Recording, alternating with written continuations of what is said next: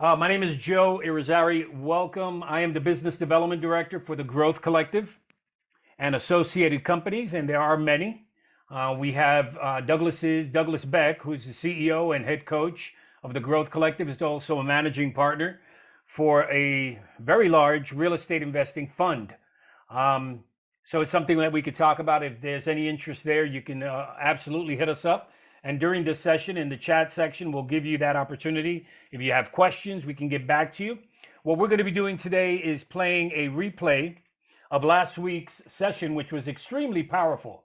What we do in the Growth Collective, which is a coaching and mastermind session that we do, that our head coach Douglas Beck hosts, we have a weekly power hour where we invite special guests, experts in their field, and we invite them to talk to our members of the Growth Collective. So those of you that are part of our free group, which is the Real Estate Investing Mastermind, we are happy that you're here, that you're logging on slowly but surely, and you're going to catch an amazing session, which was recorded last week with a gentleman called Teddy Slack. Teddy Slack is an expert fix and flipper who has an expertise in oil tanks. Those of you in the Northeast are all too aware of oil tanks and what they could mean if they leak, remediation, etc. So he's going to talk about that and talk about his successes in real estate. Douglas knows him from way back, and you're going to get a lot out of it. Even if you saw the session before, you'll still get something out of it. So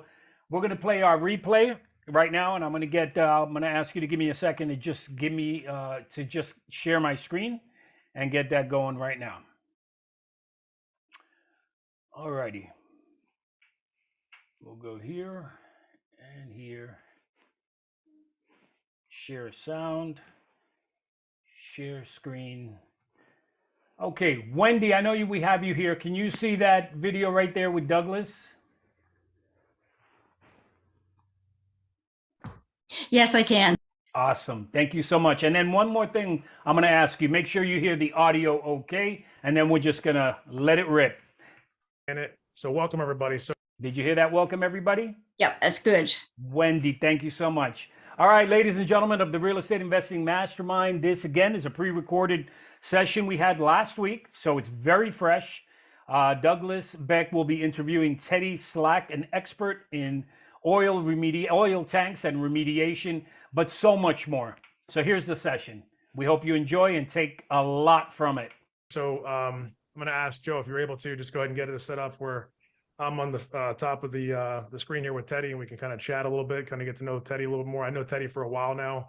For those of you that don't know Teddy Slack, so we got connected probably almost a decade ago, I think, at a networking event, and then have been in touch and done some business and multiple things in the past. So he's going to tell you all about his background and his story, but I'm just really impressed with his growth and what he's been able to do with his companies, and really honored to have him here as a guest today. But Teddy, just to give you kind of a backdrop, you're here with our group. And I think Joe probably might have told you, but this is our private coaching group and mastermind group. And we have folks from all different experience levels, whether brand new or been doing this for a while, just looking to get an extra edge. Really just looking to, kind of hear from you about your background, your story, kind of some of the goods, the bads, the challenges, all that kind of stuff. If you want to share whatever you want to share, and then kind of take it from there, man. So why don't you go ahead and just kick it off for us and tell us kind of more about, yourself and kind of how you got started in real estate and with the tank stuff as well. Yeah, no, sounds good, man. That sounds awesome. It's good to see you. I haven't seen you in a while, man. How's Florida? Florida's good. Yeah, down here in Florida for the past 3 years. So yeah, we made a move right when COVID kind of kicked off 3 months in, and just decided to get up and get down here. We were looking at the group probably knows, it might have heard me say it, but we were looking at moving to St. Augustine at one point, and then I was doing some business with somebody out of Tampa, and he said, you got to check out the West Coast. And one thing led to another, and then COVID happened, and here we are 3 years later, and still here. So yeah, nice. Yeah, man. What about you? You're still up in Jersey, or where you at? Yeah, man? I'm still in Jersey, man. Still in Jersey, and yeah, I'm not. I'm into the tanks pretty heavily right now, and yeah, I'll kind of give you a little bit of background, or give everybody background about what I've done in the past, with real estate and the tank industry. So, I got involved with the tank business back in 2004 full time up in New Jersey. I know some people probably on the call are probably not from Jersey, right? There's people from all over the country. Is Yeah, that we correct? have folks in different, yeah, we have about 15 or 20 states represented in the group, and probably about 3 or 4 folks in New Jersey and a few others in Florida and Canada as well. We got Wendy up in Canada waving her hand. I see you, Wendy. I see you up on the top. And then New York, we got Jasmine and Janet in New York as well. And then we got some folks actually in other parts of the world. We got a couple of our team members, Mo's in Asia and Gabriel's in South America. So we got international coverage here today. That's right. That's awesome. That's awesome. Yeah. So I'll give you a little bit of history about myself, like what I've done in the tank industry, also in real estate as well. As you know, I was involved with some real estate back like pretty heavy in 2016, 18. So up in North Jersey, most of the houses, the older homes are heated by underground heating oil tanks. So they were put in like the 40s and 50s. They're steel tanks. And that's how the oil was basically stored. And then that would feed the furnace, which would heat the home. But the problem is a lot of these oil tanks are leaking because they're put in 40s and 50s. And then when they leak, it's it can be a massive cleanup, anywhere from 10,000 to upwards of 6 figures. The biggest one I've ever personally done was 460,000 for a home that was not even worth that much. So that client luckily had he had insurance, but that's not the case for most people. So so it's a big thing up here in Jersey, up in New York. If you have people that aren't from New York too, New York, Pennsylvania, but New Jersey's got the most stringent laws. So it's real strict as far as the cleanup and what's required. So I've been around the tank industry since 2004 full time. We over the years have combined companies with a few of the competitors, and we've grown pretty large. We have four crews that are out every day. We pull anywhere from 35 to 50 oil tanks a month, and we do anywhere from like 20 to 25 remediations, which is where we're removing and replacing soil a month. So we're got a pretty hefty schedule, pretty busy, a lot of oil tanks, and 90% of our clients are real estate related transactions. So I have a ton of experience dealing with people who are looking to buy and sell real estate with underground heating oil tanks. In 2016, I'll kind of let you guys know how I got involved with real estate. I was dealing with a bank. I guess it was somebody who represents the bank, and they were, calling me about this underground oil tank they had for a home in South Jersey. And they had a bunch of quotes for like 6 figures, 100,000, 130,000 to remediate the home. And essentially he was like, listen, the house is only worth probably 150 right now as is. He's like, I don't know what to do. He's like, would you be willing to take this house off my hands? And at that time I had no experience in real estate. I was like, well, what do you mean by that? He's like, I'll give you the property. He's like, I'll literally sell to you for $1, just pay the transfer fees, whatever. And I was like, wow. Yeah, I'm like, you can't go wrong. Get a house for $1. Yeah. I can't screw this stuff that bad, right? I'm gonna work on it anyways. Might as well get the property too. Why not? Yeah. Exactly. So, we have a program where we could come out ahead of time and we can drill around the oil tank, determine how extensive it was. So of course I told him, I said, listen, let me do my due diligence and I'll let you know if I'm interested. I may not be interested even at $1, because if it's a $300,000 cleanup, the house is only worth one, you know what I mean? It might not make sense. So I went out there, I drilled it, and I found that it was really a very minimal cleanup. So I called him back. I said, yeah, I think I could work this out for $1. And I wanted to buy in that house, and I renovated the entire thing. It was the first property I've ever rehabbed. And we sold that house for like $250, and it worked out really well for us. So that's how I got the real estate bug. And that's awesome, man. Yeah, I started buying houses in 2000. That was like 2016-ish. I started buying properties that were initially contaminated. So I would go off after anything that had underground oil tanks that were leaking, and I would come in, I'd buy my, all cash, whatever, to come in, and I would just renovate them, or sometimes I would just clean them up and put them back on the market. And that was kind of my niche. And then I took that and really ran with it and wind up renovating 26 homes in like a 24-month period. I had 15 houses under construction at one point. So a ton of experience doing that. And it got real big, real fast. And I basically pulled back the reins and said, you know what, I'm going to get back into the tank business completely 100%. And that's what I've been doing since like 2018 full time. So that's awesome, man. Powerful. So just to kind of recap, so it sounds like you got started in the tank space first, and then you had this scenario where someone had this challenge, this problem, where you're like, all right, well, I can help solve the problem, but I can also maybe, this guy's offering you to take over the property. So like, I don't really know what that looks like, but you started looking into it, like, wait a second, this kind of makes sense. Yeah. And then that kind of gave birth to the real estate investment side of things with the fix and flips, and kind of just organically, it wasn't like you were looking at it, you kind of like organically led into it. And then, you took your expertise, which was in the tank space, which this is like a kind of a piece of wisdom I think you all can learn from Teddy, like taking what you already have and figure out how do I invest that into the business as far as my expertise, my knowledge, my resources, right? Like he had this specialized knowledge space and experience in tanks that gave him like an unfair advantage. We talk about that a lot in the group, like what's your unfair advantage, you know? And Yep. so you took that and then you kind of just multiplied it out, but then you're like, well, wait a second, this is a whole nother business. Like I've experienced that firsthand too, man. So I kind of right after you, I think it was like 2018, we started doing like a bunch of renovations and kind of had our, 18 or so projects, where it was 16, 18 projects going on. It was kind of nuts. And then like you, it was like running different crews basically, but for construction, not just the tank removal. I don't want to say tanks are easy because they're not, you know, better than I do, but it's like, it's probably somewhat systematic and binary and like a process oriented type of business, right? No, exactly. And, absolutely. Yeah. And what I found was, when you're doing at that level, 15 houses under construction, my hardest thing was just finding the qualified contractors, enough electricians, enough plumbers, and, and that was a challenge. And on top of running my business full time. So if I was doing it full time, it would have been a different story, but I was running my business and I was scaling the business. We were buying competitors and I was like, all right, this is just, it's too many things going on. So I was like, let me just pick one thing and then, Focus and run. in. Exactly. Yeah. Yep. I remember there was a period of time, and I don't know how much you want to lean into this for today, but like, I mean, I remember, I can't remember the guy's name, but I remember you tell me in a conversation somewhere that you were like working with somebody who pretty much was like a coach in that capacity, like saying, hey, you got to just focus a little bit, right? Like, cause you're an entrepreneur and yet I know we relate in that way. Like there's opportunity. I'm going to go look at it and find it. And, I want to grow this thing. But like you said something to me one time and somebody was like, hey man, you got all this going on. You just got to focus in. You want to just give whatever feedback on that and what that was like and kind of what that did for your business ultimately. Oh yeah, it was incredible. I mean, yeah, I since 2011, essentially, I started 7 different businesses in a bunch of different industries. So I was in emergency response business. I have a door-to-door sales business in the Bronx. I had 25 guys knocking doors for me, like a bunch of different businesses I went into. I was doing the fix and flips. I was doing the tank business. And I just spread myself too thin, and yeah, that was a massive lesson. I just got, I had a mentor who was like, listen, just focus on one thing and put all your energy into that. And I sat down and I was like, all right, let me just pick this. I'm going to run with this. This is what I know best. This is my thing.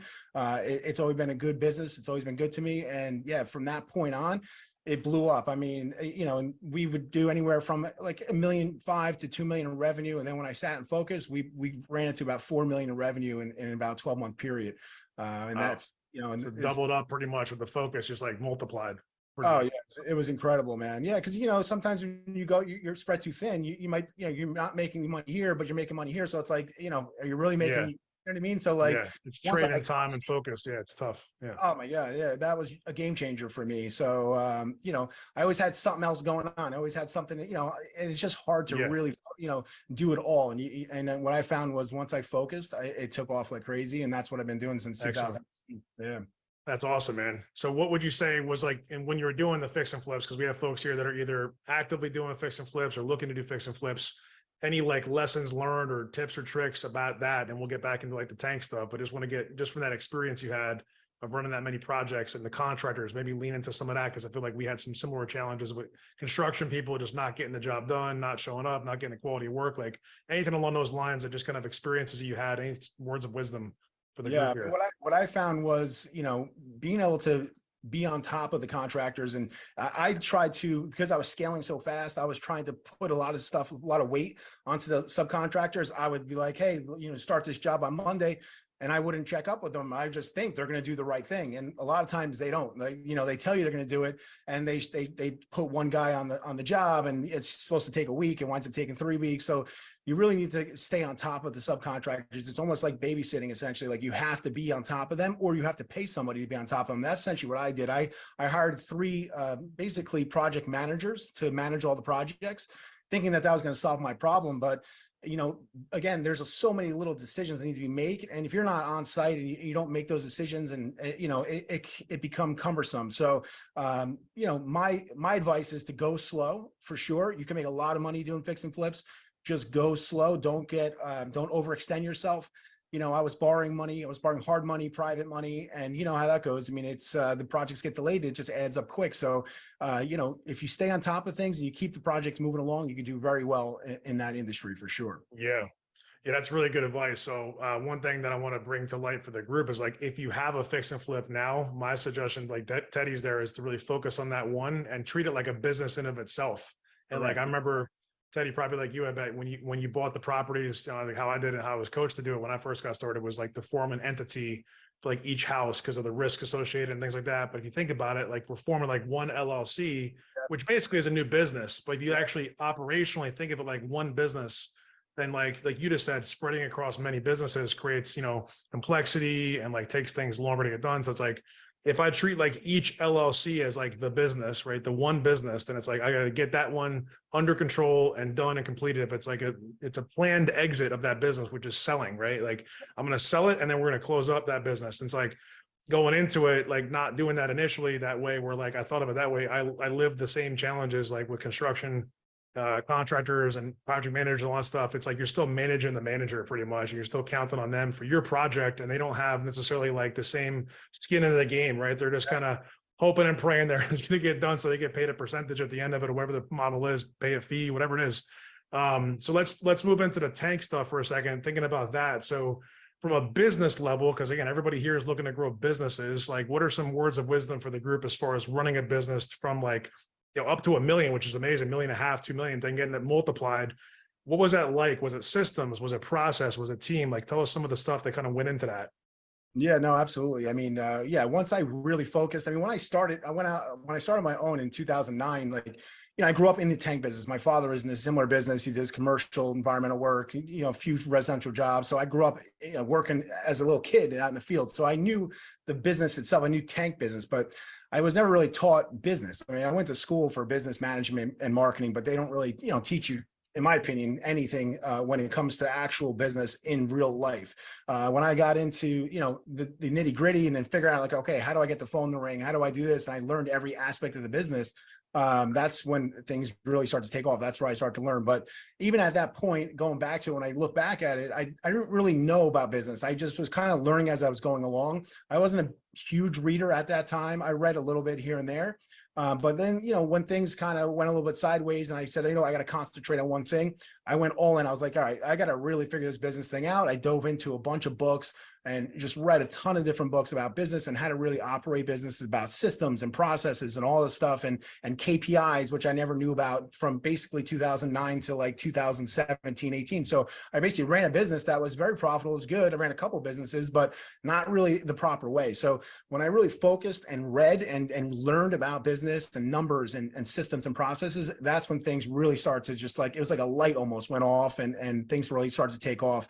Knowing your numbers is absolutely, it's more important than anybody. I can't explain how important it is. Like absolutely knowing every number in your business, how many calls. I track everything from phone calls to proposals that go out to how many are closed. We track everything. And this way I could look at the top line. All right, what's going on? What's going on with all the numbers? And then if things start to go awry, I could see it in the numbers first, and then I could dive in and start tweaking things. But yeah, systems are important. I made videos of every process in my company and put it into an online platform where all my employees could go and they could watch it. It's like an online, course essentially, where they could go in and they could watch every process. So if I hire a new employee, Excellent.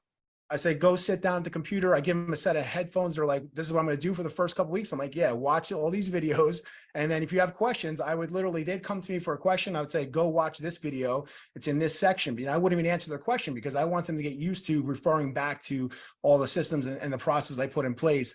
And that was a game changer for me. That really helped scale and train all my employees. And then, That's the excellent. KPI was massive. Just knowing the numbers is super, super important. That's awesome. So yeah, so I'm hearing you say like tracking the numbers, seeing the results or what's happening, the activity, and then like saying once you see that, once you know that, then like diving deeper. Like a lot of times we're trying to figure out the what or the why, but we're not seeing like the how many or how much, right? Like we're not looking at that result and we're working it like inside out versus like above it, kind of like it's almost like working on your business is the concept. Correct. I think what you're describing. And some folks here, like, would you recommend, like how would you recommend a newer investor, a newer business owner, like they might say, well, Teddy, that sounds good, and Doug, that's great, but like I don't have much to manage. Like, what should they consider kind of just getting started? If you were to kind of restart it, from the beginning, would you create like a framework or something like that? How would you recommend like a newer person to kind of think of that in that model if you were to kind of start all over again? Yeah, I mean, I would just start from very beginning. I would start tracking everything. I mean, it just break it down. Marketing is number one. I mean, obviously, if you're starting out, you got to get the phone in the ring. So, start tracking that. Like, where are you spending your money in marketing? What areas of marketing? Like, is it SEO? Is it pay per click? Is it Google My Business? Whatever it is, you're spending the money. Track that. See where the calls are coming in, and then start putting the money into whatever's working the best. So, like, again, you're just tracking those numbers of every dollar that you're spending, where it's being spent, what's giving the best ROI. I would start out there for sure, to get the phone to ring. And then once the phones ring, then, track everything, every phone call that comes in. Is it a sales call? Where'd that lead come from? Okay. Did you send it out? What's your closing percentage? Okay. Well, can you tweak the contract that the proposal to make it so your closing percentage goes up? Because that's obviously going to help. So yeah, just tracking and tweaking everything as you go along for sure. Excellent. Excellent. I want to also just pause for a second. Thank you, Teddy, for that. And just make sure the group knows that this is for you guys too, right? To be able to ask your questions of Teddy and kind of get clarity further. So use the chat. And then towards the end of the conversation, like we usually do, we'll open up for Q&A. You guys can ask your questions live if you like, or just kind of have me ask for you, whatever's good. Teddy, tell us, what can we do right now to serve you? Like, who are you looking for? Is it just leaning into the simple tank in New Jersey? Are you looking at just New Jersey? Are you expanding? Are you kind of keeping it there, just going deeper? Like, what's the game plan and how can we serve you in that capacity?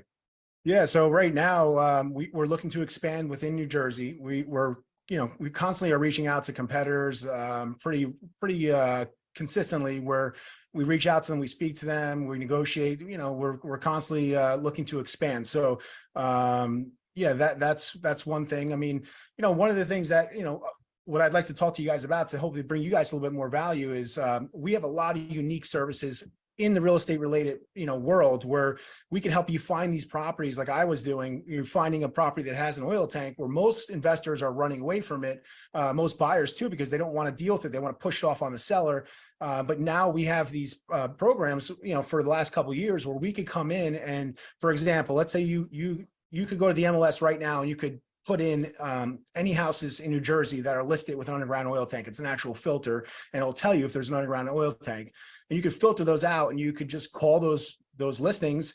And if you were to go out there, and we could test the oil tank that's underground ahead of time, and we could provide what's called a fixed price remediation. So you could then work that into the sale of the property, which is very unusual in New Jersey. I mean, that's not how it works typically. The contractors like me will give you an open-ended contract. So it's very difficult to buy a house when you don't know what your liability is going to be with the oil tank. But with our programs, we could come out there for $600. We could drill around that oil tank and tell you exactly, if it's leaking to the penny, what it's going to cost. And now you could use that for negotiating purposes in order to buy that house and close on it, knowing that once you guys close, we come in, we do the work. It's going to be exactly for what we quote you, which is very unusual in the industry. It is. Yeah, that's major. That's a major value. So how can people contact you? I mean, is it your website? What's the best means to get in touch if they want to get in touch about that program? Yeah, absolutely. Yeah. SimpleTankServices.com is our website. We have a YouTube channel called Tank TV. On our website, there's a blog, our vlog is on there as well. Also a podcast. There's a ton of content on there. You can learn about a lot of the different things that we offer. We have guarantees that we do, which is very unusual in the industry. We'll come in and drill around the tank. If we tell you it's clean, we guarantee the results, and nothing like it exists in the whole industry. So yeah, I mean, it could definitely give you guys a little bit of a upper hand if you're in New Jersey specifically on finding properties that people are typically running away from, for sure. Yeah. Okay. Excellent. Yeah. I remember your guarantee thing. I remember you told me about that. I was like, wow, that's pretty powerful. So you got a couple of clear delineations as far as your value that you bring to your clientele. Is it just more orders, or is it going to be, like you said, the competitors? Like it sounds like it's a blend, basically, like individual yeah, we're looking property to owners, grow. but Yeah, we're looking to grow organically. I mean, like I said, we service a pretty decent amount of clients every month, and we send out a lot of proposals. I mean, right now, talk about KPIs, and we track everything. Like we take about 500 calls a week. They're not all sales calls, but our phone rings, the inbound calls are about 500 a week. And we're always looking to increase that. We're looking to increase our proposals that are sent out. We send out about 100, proposals a week. And yeah, we're looking to just grow organically, grow within the state with competitors as well. And Yeah, it's a pretty large market. Okay. Right now, I believe we have about 5% of the whole market because we could track, how many oil tanks are leaking. It's a state number. It's on the state website. So of how many case numbers are called in when the tanks are pulled and they're leaking. And we do about 5% of all the cleanups in New Jersey. So That's still pretty impressive, man. 5% of an entire state. Yeah, that's pretty solid actually. But I know that you want to get yeah, more. no, 'Cause you're an entrepreneur, so you're trying to get that to be like 10 or 15 or maybe 50, right? It's absolutely. like I want to take it over, That's man. right. I want to That's be up right. there. Yeah, no, Excellent. What about as far as like the tank sweeps? Are you guys still doing the tank sweeps? And is that a lead into like potentially, remediation if needed and stuff like that? Is that still how you think of it, or is it just not what you do, or like what does that look like? Yeah, so in 2018, when we merged into Simple Tank Services, we actually stopped providing that service. So what we found was, that's a great service for, it's all for buyers, people that are buying properties. Obviously, if you don't know there's an oil tank and the sellers are not sure, you want to sweep the property 100% because a lot of people that we deal with, they've owned the house for 20, 25 years, never even knew they had an oil tank. We go and pull it and it's leaking, and it's been leaking for the last 20 years. So it's very important that you do a tank sweep. But what we found from our end is, we're working for the buyers during the tank sweep. If they find an issue, a lot of times the seller would just go hire their own company to do the removal and the cleanup. So it wasn't leading a ton of work for us. Our main services are soil testing, tank removals, and soil remediation. Those are our three main services. And that's one of the things that I changed in 2018. That also, catapulted us as well. We were doing about 150,000 a year in tank sweeps. And I talked to my partner. I'm like, listen, I think we should cut that service out. He thought I was crazy. He's like, what? He's like, what do you mean? He's like, that brings in a lot of revenue. I was like, no, we need to concentrate on our high profit margin projects. These are the projects that we make all the profit on. And let's get really good at providing the best service we can to our customers. Because with the tank sweeps, you get the buyers calling, the sellers calling, the attorneys are calling on both sides, the realtors are calling on both sides. You're getting 6 or 7 calls for one job for $250. When I have a client on the other line that just spent $30,000 with us on a remediation, and I can't service both of them, at the best capability. So I was like, let's cut that out. And we basically, the guy who was working for me, I helped him start his own tank sweep business. Essentially, I helped him create the LLC and create a website, and he's off on his own. Sweet. And we all of our leads to him, and we work hand in hand. Collaborate. Yeah, it's a collaboration. That makes a lot of sense. Exactly. Are you able to do, or like, I'm just curious, and just from my own knowledge and stuff like that, people I might know that I could bring over to you guys, are you collaborating with those other tank sweep folks to get like the leads essentially from them to go then do this remediation and stuff like that? Yeah, we have a few tank sweep contractors that specifically just do tank sweeps, and they call us with certain things they have that come up. Or sometimes if they miss a tank, hey, can you help me out here? I missed the tank in this property. I got to pull it, and sometimes even clean it up. So we work with those guys all the time. Okay.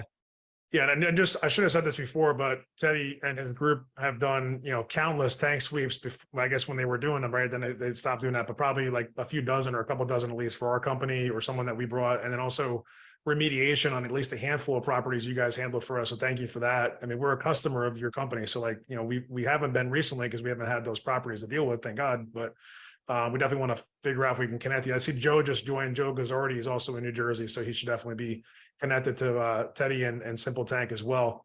I want to pause. There's a question from Rich. Rich, do you want to go ahead and actually ask that live, or did you want me just to ask it for you? Whatever you'd like to do. If you want to ask it live, just come off of mute. Yeah, I was just curious. Do you notice if there's more tank work in North, Central, or South Jersey, or is it a pretty equal mix? Yeah, so we service all of Central and Northern New Jersey, and the majority of the oil tanks that we take out are Essex County, Hudson County, the Bergen County. They're in where all the older homes are, Right, yeah, the older homes. Oh, not 1950 and older. Yeah, pretty much, exactly. Yep. Okay. And then the tank cost too. Is there like an average cost you find in across the state or Central or South, or is it a real mixed bag depending on the property?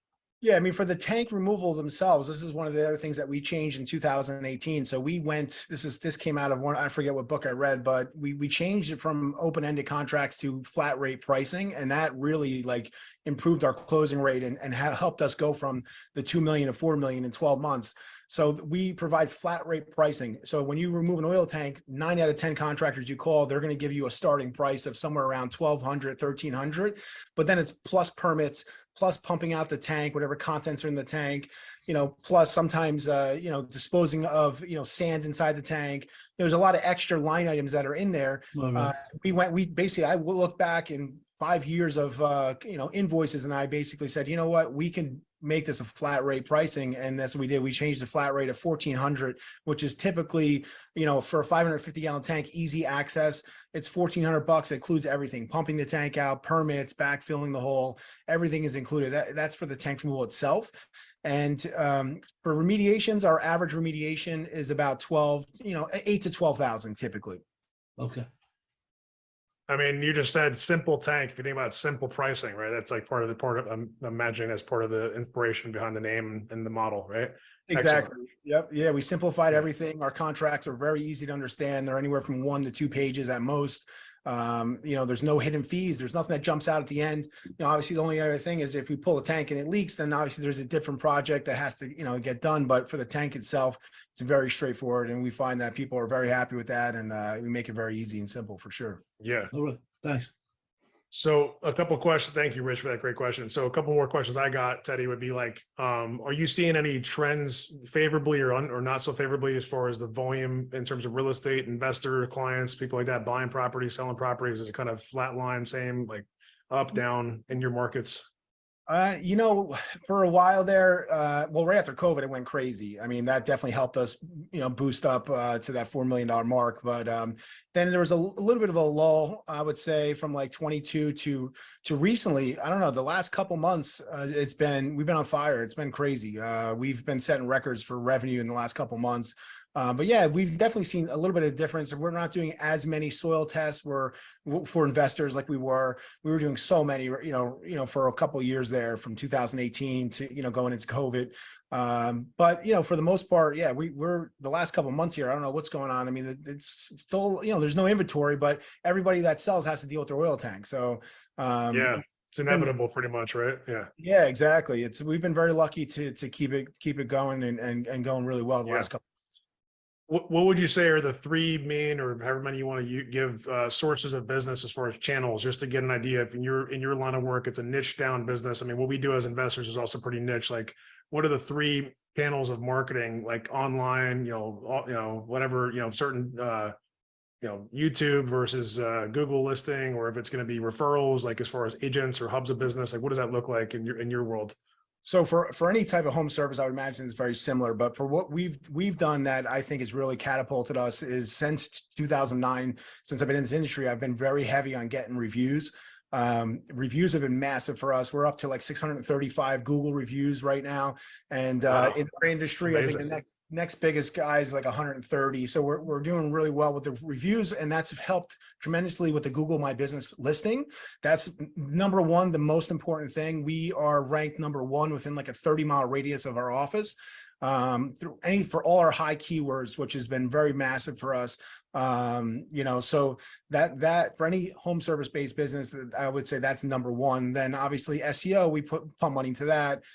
Pay-per-click used to be really good, but it's super expensive now. So we're cutting back on that. But yeah, online is our number 1 source of leads. And then we have repeat customers like yourself, like investors that, are buying and selling property constantly, and they're using our fixed price remediations and our soil testing and things like that. So they give us a lot of repeat work.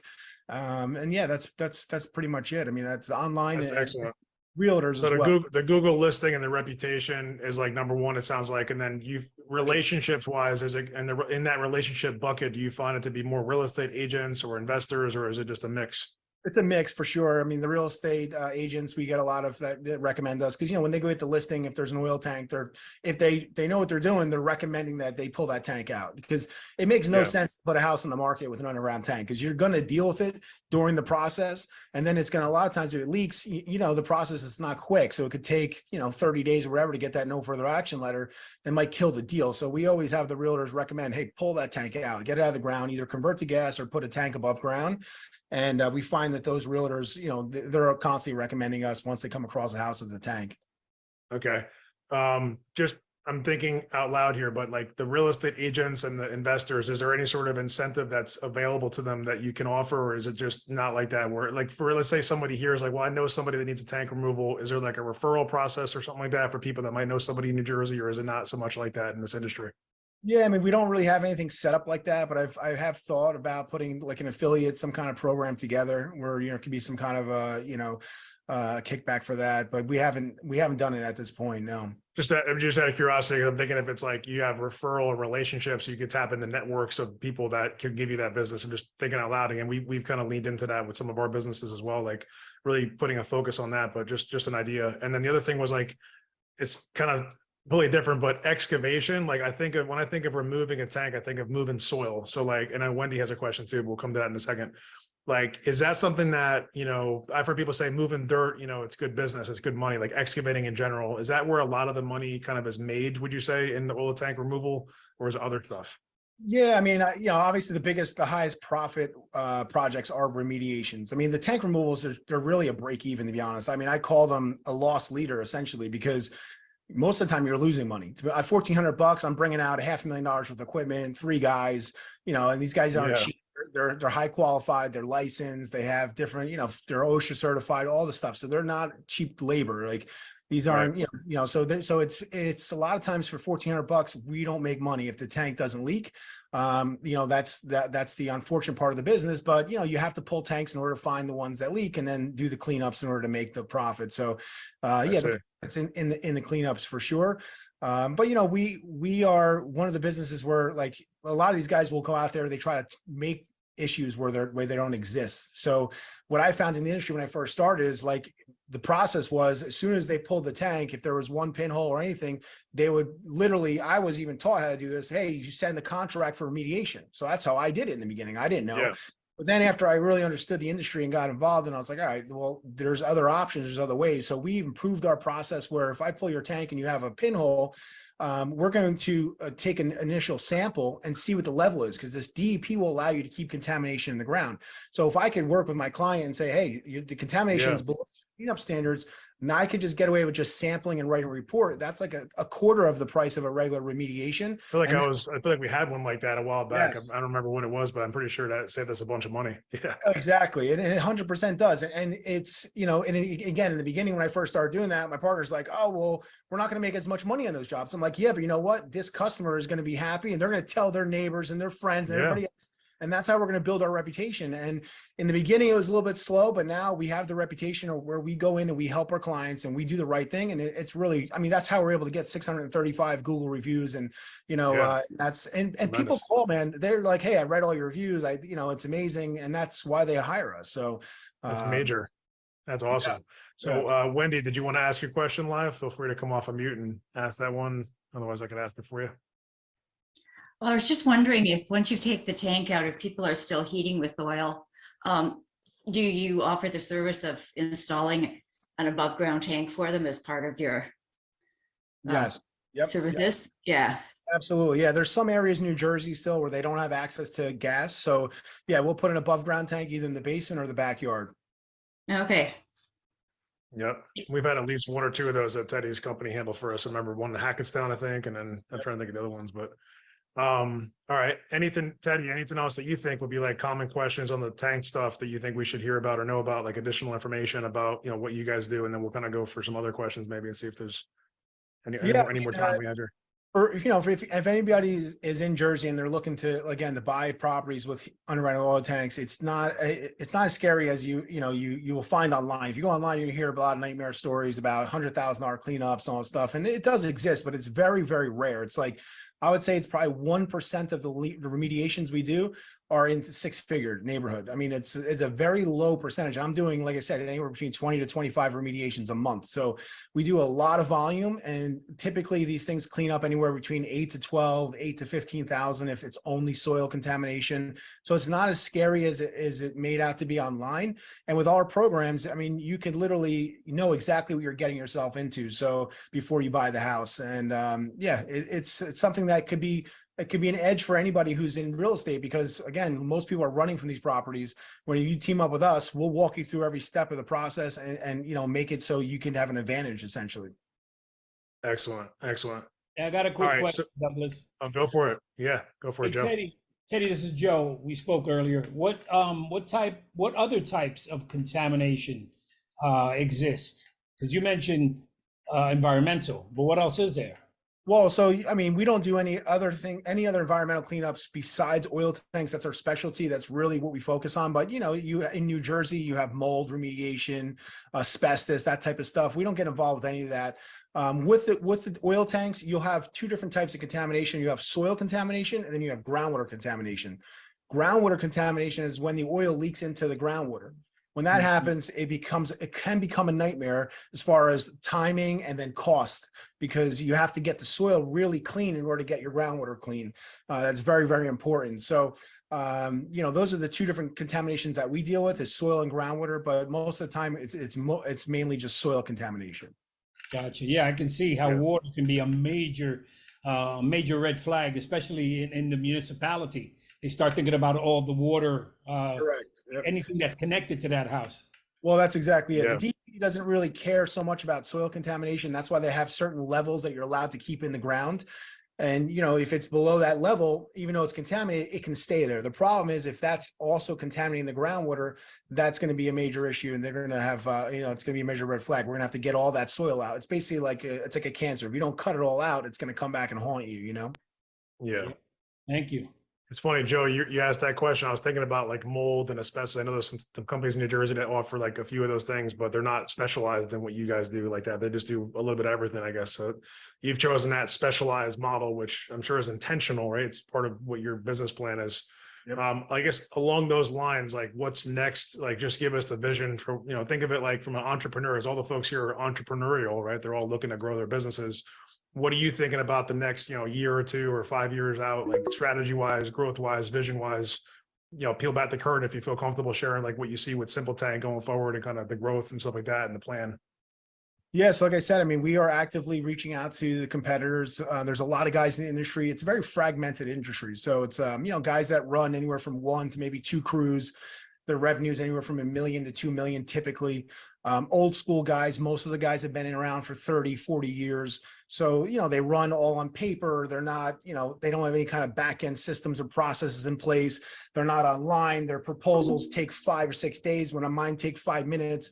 So we have a lot of unique things that, you know, we could come in and we could basically partner with them or, you know, essentially buy them out, which we have done a few of them since 2011.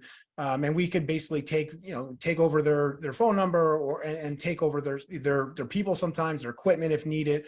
And we just put all our processes and systems in place. And that's what's really helped us grow. So we're definitely actively looking at some of the competitors now. And yeah, we'd like to continue to grow, you know, and stay within central and northern New Jersey. I don't really have any desire to go outside of New Jersey or South Jersey. We did negotiate with someone in Pennsylvania at some point, a guy in New York as well, but we decided to back out of that. So we want to really stay in Jersey specifically. And like I said, there's a massive market that we could take over. So it's just diving in deeper and then either collaborating or buying other companies like books of business basically and their assets to get that to be even bigger. And then is there a plan to do this kind of forever? Or is there an exit as far as like a sale you think in the future or something like that? That's maybe not. I don't know if that's even something you feel comfortable talking about, but like bigger picture, like real big, you know, what does that look like? Yeah, so I mean, you know, it's a possibility in the future. I mean, right now we're really just concentrating on just growth. You know, we want to grow, and yeah, there's no like your plan where it's like, hey, in 5 years we're going to do this. I mean, I believe this industry is it's a very unique industry. It's I've looked at other industries. I've been involved in other industries. You know, there's a lot of companies that you could get involved with, but the profit margins aren't as nice. And this business is it's unique and there's not a lot of guys that are doing it. So I like the industry a lot. I want to stay in it, I want to grow it, and I want to you know, see where we could take it, you know. That's awesome. That's awesome. Anybody else have any other questions? I got a couple more to wrap us up and then we'll let Teddy you know, say his final words here, whatever he's got for us today. Did you want to bring Rita up at all? Did Rita want to, I don't know if she's just hanging out, listening in, or did you? Rita joined the call today. We weren't 100% certain exactly how it was going to go down. So I was like, hey, you know, why don't you join, see how it goes? And then, you know, Rita's part of the business development. She's out there actively reaching out to competitors and different types of, you know, LSRPs and realtors and brokers and whatnot. So she's like, yeah, I'll join and see how it goes, you know? Excellent. Rita, did you want to say anything else about that as far as who can we bring to you if anyone in the group has a connection that would help you guys out? Well, one of the things that Teddy and I have decided to do to grow our business is start to go after commercial work, which is something we have not done before. So that's a way for us to actively grow the business, and that's what I'm going after. Okay, so larger opportunities, larger commercial deals, it sounds like. Exactly. Yeah, anything, over 2,000 gallons. So we're, 8,000 gallon, 10,000 gallon tanks. Bigger Okay. size. I'm just curious, how did those like owners or people that have those tanks, like how do they find who to call? Like, is it through the same means that a residential individual would, or do they just have relationships? Like, what's the input, the intake process to get somebody like that to say, I'm interested in having you guys do it? You know what I mean? We can be referred by an LSRP. Recently, I've just started kind of contacting them, and we got a job site to go to, and now we're bidding on it. So, Okay. but yeah, and Yeah, the commercial side is a little bit different. So LSRP is a licensed site remediation I was going to professional. ask you that. Yeah, I was Yep. going to ask you that. Yeah. So Okay. they are an extension of the DEP, essentially. That's how the state of New Jersey set it up. So in residential world, essentially, we have to write a report, send it to the DEP. The DEP will review it and send what's called a no further action letter. In the commercial world, anything that's a 2,000 gallon oil tank or above, or a gas tank, is considered regulated. That's commercial. They have an LSRP program, licensed site remediation professional, which they are basically, like I said, extension of the DEP, and they write their own reports and they write their own what's called a remedial action outcome. So it's a little bit different on the commercial side. And yeah, so the LSRPs, there's about 300 of them in New Jersey. So we're actively reaching out to them, and they're consultants essentially. So they don't have equipment. We have all the equipment and the labor and all that stuff. So it's a good marriage essentially, because they need us, we need them. And we've basically just reached out to them and said, hey, we're interested and we're willing to do, certain size tanks. We'll go up to 10, 15,000 gallons, heating oil only. I don't want to get involved with gas. It's a totally different animal.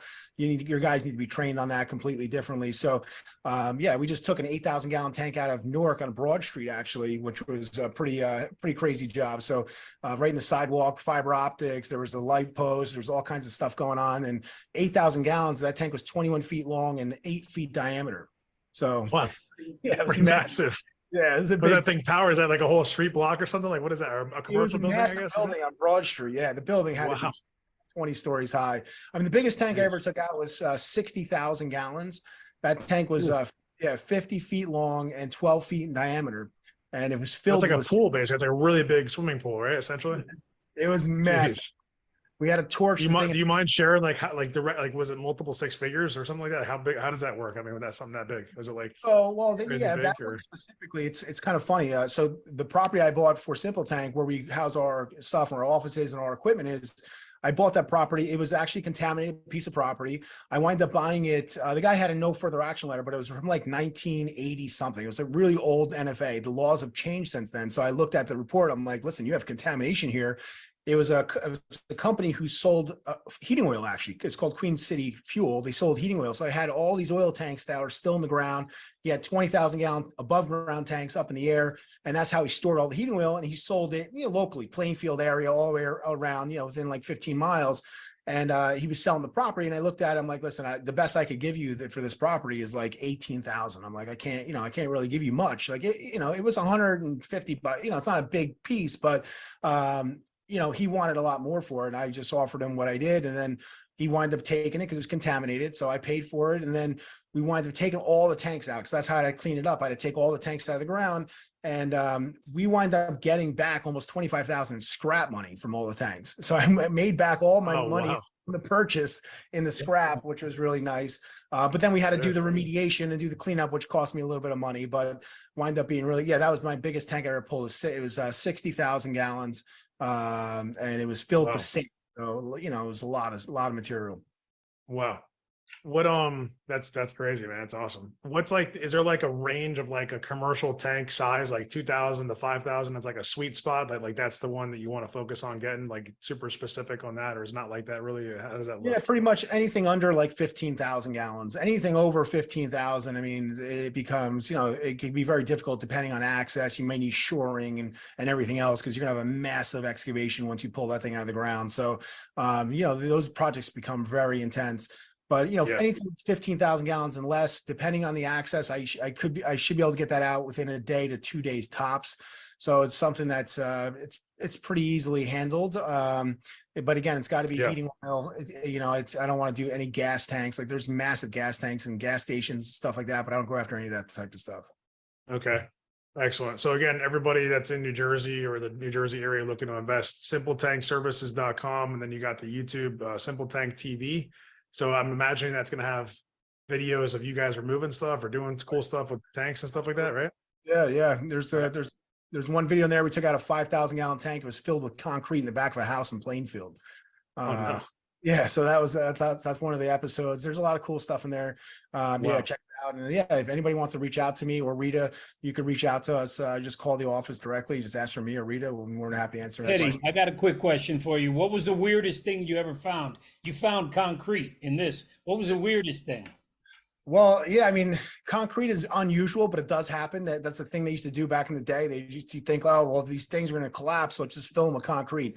That's the worst job because now for that one specifically, we needed 2 excavators. One needed to have a hydraulic hammer on it, and the other one needed to have a claw to pull out the pieces. That was a massive undertaking. The weirdest thing, I mean, I'm trying to think. I mean, all right, so we just did one in Edison where this has happened too a few times. That it's a 550 gallon tank. It was under the living room floor because they built an addition over the top of it. So we had to go in there, rip open the carpet had to come up. We had to saw cut the floor, the wood floor, and then hand dig down to excavate the tank. And then it was leaking. And then we had to hand dig 20 tons of contaminated soil with 5-gallon pails. That's how we got it out of the ground. And then we just backfilled it yesterday. So that's, that sounds very expensive. That sounds really complicated and expensive. I'd love to see that video. Yeah, we didn't I remember one in particular. Douglas, do you remember this? I don't know if you do. It was when we first started working together. I was at a house in Newark, and I don't know if it was Teddy. Were you using Teddy exclusively at that time? I think I've only used Teddy, maybe on the 3 or so that had sweeps at one point, but that 3 other sweeps maybe, but that was it. I think I never used anybody else to remove tanks as far as I can remember. This particular one, I was babysitting. I had the keys, and I was watching the guys. I was there early, and I remember a car did not get out of the way, and most of them did. And then your guy with the heavy equipment went over the car to pick up a friggin' tank. And I'm watching this. I'm like, how are you guys doing this? It was insane. I remember That's recording. nuts. And then the guy in the hazmat suit go in the tank and scrape stuff up. And it was an insane experience. It was really interesting to watch, actually. Yeah. Teddy admitted that was you lifting that tank. It was me on site, to be honest. Yeah. Teddy's like, I'm getting this thing done one way or the other. It's I've had to move cars in Newark, and I've had to move them with my machine. I could chain it to the back rear, and I would just pull it out of the way. I mean, I've done whatever I have to do to get jobs done. I mean, you got to do what you got to do. Right. That's right. Hey, so my final question, other than just like words of wisdom, like send us off with your best words of wisdom, but just like investing wise, like, I'm pretty sure you've done real estate investing. I believe you're doing some other types of investing. I don't know what that's looking like. What would you recommend, or what are you currently focusing on with investing right now? What's your words of advice on that? And then any other final words of advice for the group? Yeah, so I'm pretty big component of Bitcoin. I'm really big in Bitcoin. I've been involved in Bitcoin since like 2016. So I don't invest in the stock market. I was never a big stock market guy, but I got involved with crypto in 2016.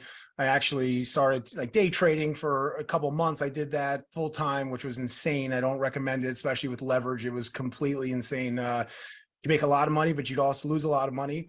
Now I just long-term hold. I'm a very big believer in Bitcoin for the long term. 5-10 years out, I believe it's going to be pretty massive. So the majority of my investing is in Bitcoin. Any extra money I get, that's where it goes. Excellent. Excellent. And then any final words of wisdom to send us off today, Teddy, for, the group here. Remember, we got real estate investors, entrepreneurs, people looking to grow. Personal development is big too. Anything, any suggested reading or audios or anything like that that you want to bring to the group, whatever you think. Yeah, so I mean, I let's see who I've been following lately. I mean, I do a lot of listening podcasts. Right now I'm pretty big on Alex Hormozy. I've been following his stuff. I love his story. He's got a lot of great free content out there when it comes to buying businesses and growing businesses and whatnot. But yeah, I mean, just like I said before, I mean, really diving into your numbers, knowing your numbers is the number one massive thing that you could absolutely do in business to help. It helps you, really kind of understand your business and understand everything. It helps me sleep at night because when I know, what exactly came in this week and how many calls came in and how many contracts were sent out, and I see it's consistent with the following weeks and what we did last year and all that stuff, it really it helps minimize stress levels and it helps you kind of keep track of everything. So that's pretty much it. Yeah. That's excellent, man. Really appreciate you being here, for sharing the words of wisdom, for all the stories and all the amazing things. And thank you for also helping us with our company, as far as over the years, removing a bunch of tanks, doing all the sweeps you did before you stopped doing that stuff. And then looking forward to adding some value. So I'm sure we'll get connected. Me and you will connect about how else I can try to help bring some people your way. And everybody that asks me like, hey, who do you know for oil tanks? I swear I tell them Simple Tank every time. I've even given a couple of people your number. So hopefully I didn't get, in trouble with that as far I remember. Yeah, so we'll try to get it through the website so they don't keep on just pounding your phone there. But appreciate you being here, man. Thank you so much. And thank you, Rita, as well. And we'll talk real soon, brother. Thanks so much. All right, guys. Thanks a lot. Appreciate it, Doug. God bless you guys. All right, see you. Everybody else, you're welcome to hang. We're going to kind of bridge over to our 5 o'clock. Thank you, Teddy, again, and Rita. Teddy and Rita are welcome to hang. I should have said that before, but you don't have to. We go into our 5 o'clock coaching discussion. So Rita, you're still here. If you want to tell Teddy, I know he's got other stuff probably happening, but if he wants to stay for any period of time, we pretty much focus on the coaching session, as far as real estate investment and anything else that folks have tonight. So I'm going to ask for just a 2-minute break. If you guys can grab your favorite drink, it's after 5, so you can do whatever you want, at least on the you guys just give me a couple minutes. Hey guys, so I'm going to stop the screen share right now, and hope you got some value out of that. Let me make sure that I'm on here. All right. Stand by, those of you on the Real Estate Investing Mastermind. Make sure you go to jointhegrowthcollective.com. Especially if you got some value out of what you saw today. That was a replay from one of our power hours. We do it each and every week in our private coaching session, The Growth Collective. You can be part of our community. Just go to jointhegrowthcollective.com. You'll have some options there. You'll see a video from Douglas Beck himself. I want to thank Teddy Slack. He's an amazing guy, a killer entrepreneur. Just like Douglas, they're friends. They have been friends for a long time. That's why we invited him. He's had so much success. So if you got a lot of value, you need to go to jointhegrowthcollective.com to see how you can benefit as a real estate investor in the climate that we're in right now. A lot of different things, a lot of different aspects that just make sense, and we bring them all out to the front, to the forefront. For those of you that don't know, Douglas is a partner in a major real estate investing fund. We both raise capital where you can invest passively, and we lend capital on real estate investing projects. So you can always set up an appointment with us. I'm going to drop the link right in the Facebook as soon as I find it, because I had 3 screens, I kid you not, and I'm not used to doing it like that. So it was a little confusing, to say the least. I'm not going to front. It was confusing, and it still is. So let me see if I can get this right. We should still be completely live on the Real Estate Investing Mastermind. Jointhegrowthcollective.com is the actual link, and I don't see it, so I hope I didn't do anything wrong. But let me go back here. Okay, Nauman, you're still there. Kevin joined us very late. Douglas, I still see you there. I don't see the actual. Okay, I see it now on my phone. Okay, great. So again, to recap, that was Teddy Slack, an amazing guy, a good friend of the company's, and an expert in oil tanks and remediation based out of New Jersey. If you got some value out of that, it's just an example of what we do in the Growth Collective on a weekly basis for our private coaching group. We do that every Wednesday night, and it's called a Power Hour. It's just one of our many sessions. We do 5 live sessions, which is, I think, is a very important distinction. Live sessions as opposed to modules, as opposed to what you just witnessed. But what we did want to do is show you what's available to you. So simply go to jointhegrowthcollective.com. I'm personally looking forward to speaking with you. I can break down how you can engage with us, how you can collaborate with other members of the community. And we'll have a promo going on right now. So it would benefit you greatly to go to jointhegrowthcollective.com. That's jointhegrowthcollective.com. We thank you for joining us. We'll catch you next week on our Facebook Live. Douglas will probably be live as per usual with a new topic. You can always ask questions. We get them answered for you. But I'll tell you, the very best way to communicate with us, the very best way to engage, collaborate, because honestly, isn't that what it's all about? Collaborating with one another. That's actually what has led us to the success, the levels of success that we have reached. It's all collaborating with other people, joint venturing. What do you have? What do you need? What do you have? What do you need? And we take it from there. So my name is Joe Irizarry, Business Development Director for the Growth Collective and our associated companies. Proud to be with you guys each and every week, and we'll catch you next week, okay? So tell a friend. Each and every Thursday live on Facebook on Real Estate Investing Mastermind, and it's at 1 p.m. Eastern Standard. See you then.